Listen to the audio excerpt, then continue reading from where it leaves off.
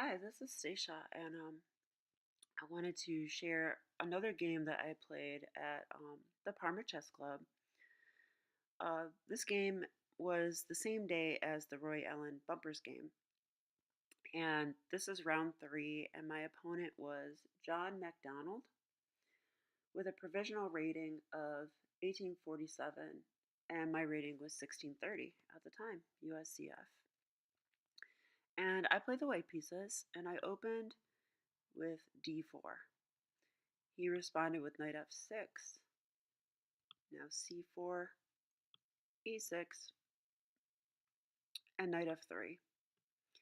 And yeah, I was curious what he would play from this point. You can go into a Bogo Indian with bishop b4 check. You can go d5. I'll play g3 for a Catalan. Yeah, a lot of things can happen. And my opponent played c5.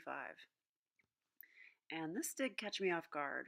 Not used to facing this move. I think it's actually called the Blumenfeld.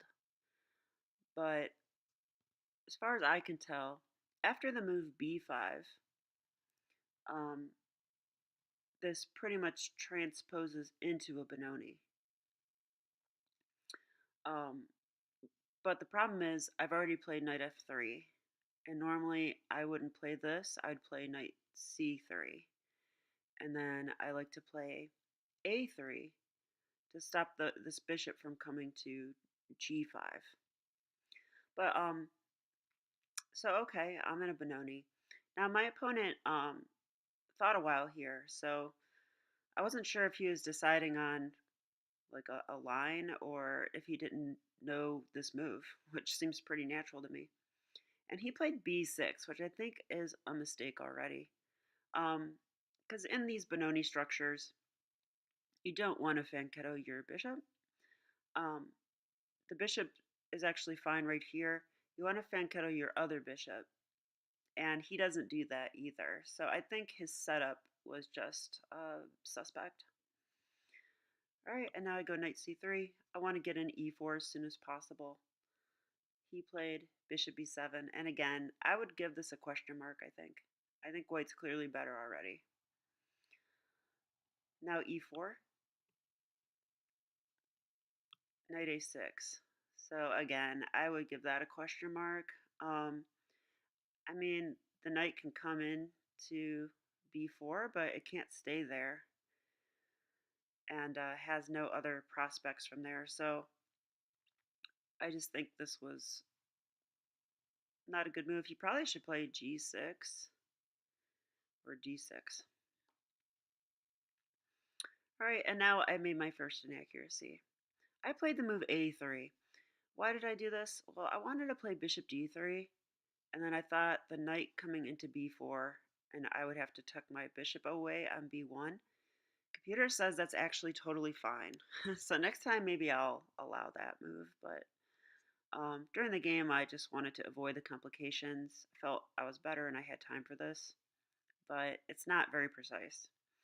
Um, in fact, I could actually push e5 right away, and this gets really uncomfortable for black. This knight would love to stay here, and now it can't. So, yeah, the best move is actually knight to g8. Because if he comes here, h3 is actually pretty strong. And now the knight has to go to h6. And yeah, I think it's clear white's doing pretty good already with the very strong center and the knights pushed to the edge of the board. Computer gives it like +3 for white. So, and plus this is such a normal thing. When you play e4, like when I played e4 in this position, really this is when black should play d6. And if they don't do that, you should pretty much always push e5. And I've run into this before, and I missed it before. So this is something I clearly need to be reminded of. And I'm going to make a flashcard of this position so that I can review it. That's my newest thing. Okay, but, oops, gotta go back. Or do I? Okay, here's where he played knight a6. I played a3. And now knight c7 was played. And yeah, I mean, I guess where else is he going to put his knight? But his knight's not particularly good because, I mean, he's not. What can he really do here? I guess he's guarding that square, but yeah, not the best knight. So I definitely question Black's setup here. And now I go ahead with bishop d3, which again is actually a mistake because I should play e5 followed by d6, inconveniencing this knight. But okay, I was just playing normally. Now he gets d6 in. I castled, which is fine. And bishop a6. So again, I would give this a question mark. I don't know what this bishop is doing. My bishop is defended, so this pawn is not pinned or anything. Yeah, I think he just didn't like his bishop on b7 because it just doesn't belong there. And okay, what do you think the best move is for white in this position? This move's cool. E5 is strong, of course, but even more precise is d takes e6. Why? Well, it punishes the previous move because black would like to take back this way, but if so, queen a4 check wins the bishop. So a nice little tactic in the position. But I didn't play that or e5. So again, I was just really focused on ramping up the pressure and not doing that immediately. But clearly I should have. These are definitely the best moves here, is that and e5. But I played rook e1. This is a slower move. And the reason this move is too slow is black actually could play e5 now, and that's going to stop a lot of my play. White's still better, but I would really like to get this e5 move in. And that's what I was preparing, actually. So sad that I didn't see that black could do this and stop my pawn break that I'm trying to achieve. Okay, but black actually didn't play e5. They played bishop e7. So I would give that a question mark as well, just because he really should stop this e5 push. And again, d takes e6 is a little better. The same tactic is in the position. Remember, takes, and he can't take with the knight. If he does, I have queen a4 check. All right, so, whoops, I played e5. He takes it, which he should. Knight takes e5. And now I like this move by him. Bishop b7. And now it seems like I'm going to lose a pawn because he added a defender here. He can take, and he's got a knight on it. He's got the queen on it. I don't know how I defend that point. It's just hit too many times. Although I think sacrificing a pawn here for white is totally fine because we're just we have space and we have our pieces are all getting active.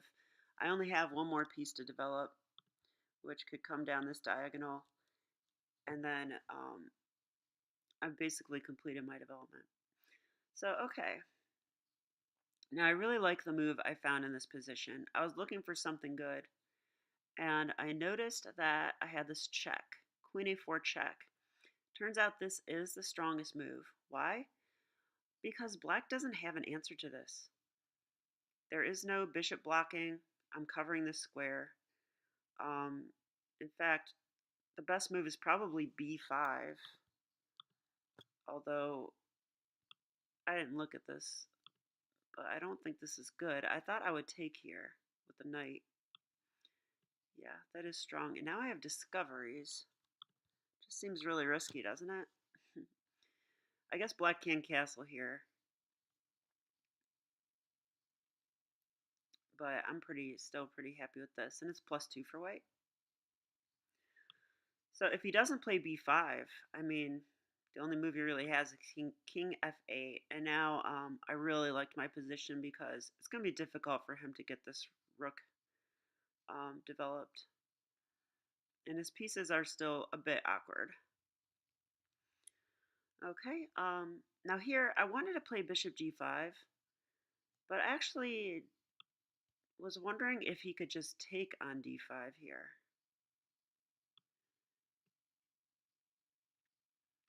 Because if he takes and I took back, my bishop is hanging. Oh, but what's funny here is this actually doesn't work because I can play, oh, it says d takes e6. So d takes e6.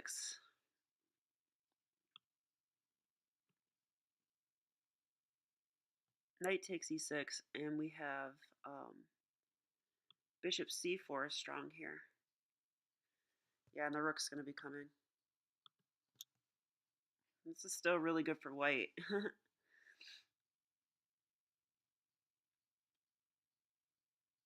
Not totally sure I understand why. I think it's just because our piece activity is very superior to black's. Like, this rook's going to get in the action, and that queen's awkward, and he's just not developed. So, okay. But due to that ability to take the pawn, which I didn't see was still good for me, I played bishop to f4. But this is actually the best move. And now he takes the pawn because, again, he has too many guys on this point. I can't defend it. I took. He took with this knight, which I think is correct. This knight was not well placed on c7, but this knight is well placed. And here I make an inaccuracy. The best move is definitely rook a to d1. This just ramps up the pressure. For sure, it gets my last piece into the game.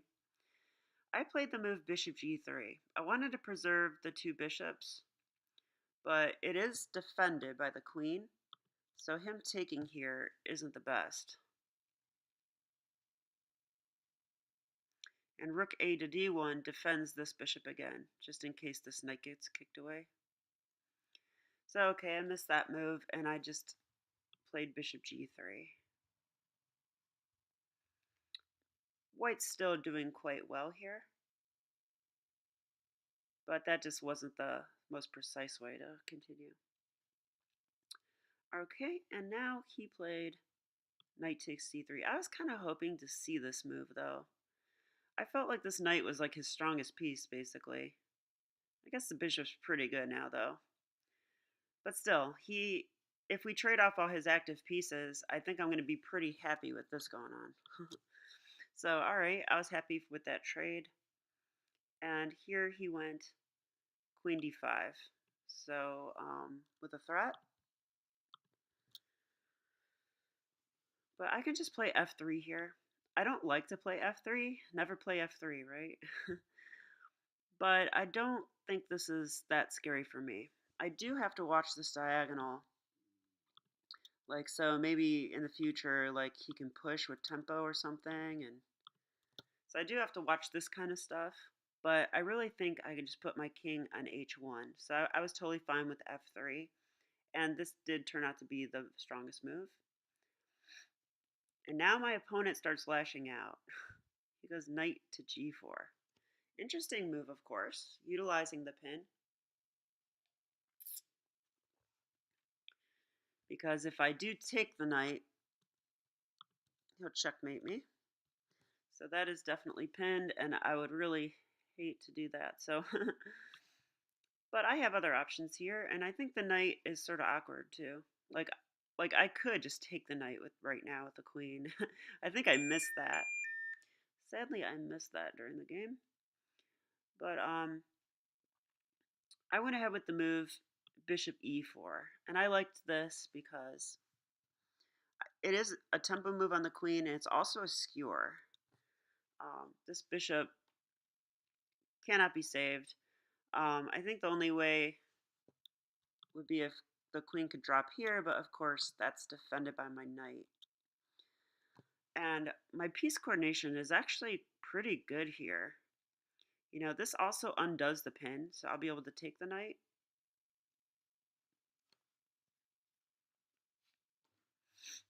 So, okay, he played queen to d2. And I still have to be careful. I mean, when you have a knight and a queen by your king like this, and you're getting low on time, which I was, Yeah, he's beating me on the clock, that's for sure. So I want to say, let's see here. That's down to 8 minutes in a G30 game, so that's not so bad. All right, so here I have time to take this, so I did. And now knight to E3. So pretty interesting. So yeah, he's just definitely just making threats, you know. He wants to checkmate me apparently.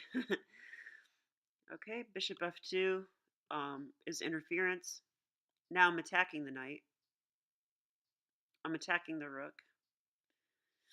My queen does have a lot of scope here. And now bishop h4. So again, another mate threat. If I do nothing, he will checkmate me. And here, I could just take the bishop, and I missed this, probably just due to low time, you know. But really, I should see stuff like that, so I'm kind of embarrassed. But I played g3. It's a tempo move. I felt like it can't be that bad. And here, it's kind of surprising. He sacked his bishop. I think because he wanted me to blunder like this, and that would be awful to get mated again. But I do take back the correct way with the h pawn. Okay, and he goes knight f5. Um, and now I'm out of danger. So I can just take the rook. And I'm really just mopping up at this point. Um, Queen h6 was played, so I guess he wants to try and do stuff down the h file now.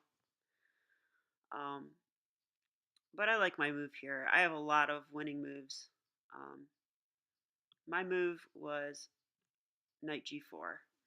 And now the problem is I just discovered a checkmate threat, but I'm also hitting the queen. So he has no defense to this. And I think in the game, he played like this move, I think, and I just checkmated him. Whoops, not with pawn, with a queen. So there's that. There's also, yeah, in this position, what's another mate in two? There's two others. Um, yeah, so knight d7 check is mate in two. So this is cute because the king has to go back and checkmate. And there's also um, knight g6 check. So that's a fun one. It's the same thing though. It's that discovery.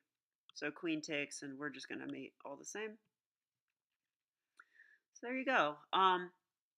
So I hope you enjoyed this video. I feel like I learned a lot about taking advantage if my opponent doesn't play well in the opening because, yeah, I didn't play this e5 move, and this is something I want to fix in my game. So I'm gonna keep that in mind. Like I really should just be playing e5 right here. Yeah, and even if he does something like this, h3. Yeah, and this is the position I showed earlier. And this is even better. So even though I had a good position, this is even better. I also want to go back to this moment where I play the move rook e1. Not seeing that next move, my opponent could play e5 and stop my pawn break. And I'd only be +1 in that case, and I really thought I should be much better in this position. So rook e1, question mark, because he can play this. And I think I'd rather the position open up. So other critical moments. Yeah, this bishop b7 move, I didn't see it. Like I didn't sack this pawn on purpose. I mean, I was okay with it, but yeah, but I really like queen e5 check. This all went pretty well. I like the way he made a bunch of mating threats. I mean, it didn't work, but if I slipped up, I was going to lose the game. So it's pretty interesting the way he played that. And then checkmate at the end. I don't get to checkmate that often, so 2 times in one day was kind of nice.